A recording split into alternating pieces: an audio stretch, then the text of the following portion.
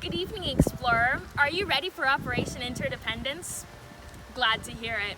Remember, today you're going to be going through the Amazon rainforest and observing how different organisms interact.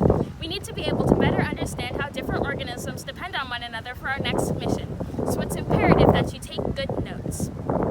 This is a big mission, but I'm sure you can handle it. Before you depart on your mission, we must review the protocol so that you're able to get accurate notes. First of all, the food chain. This is a common way that organisms are showcased in an ecosystem. The food chain is a hierarchical system of organisms showing how each is dependent on the next for energy. But don't confuse the food chain with the food web. The food web is multiple food chains put together and aren't in a hierarchical order.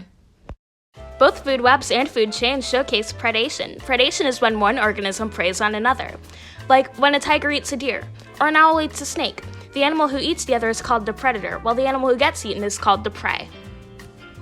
But as you know, this is not the only way that organisms can interact with one another in an ecosystem. There are a variety of ways that animals can coexist. We call these types of relationships symbiotic. There are 3 of them, so pay close attention. Start off with mutualism. It benefits both organisms and is found all throughout the rainforest. For example, when capuchin monkeys eat the flowers off of certain trees, they carry the pollen from the flowers on their bodies, transporting the pollen elsewhere so that more flowers can grow. Not only do the monkeys get a source of food, but more flowers are able to grow.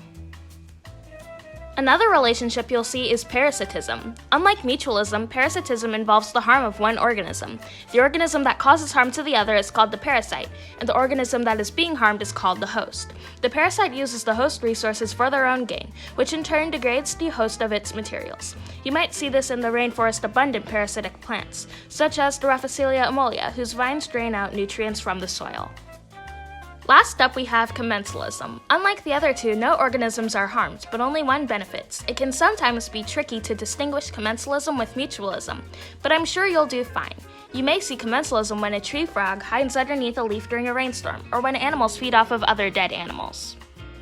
Here's your equipment, Explorer.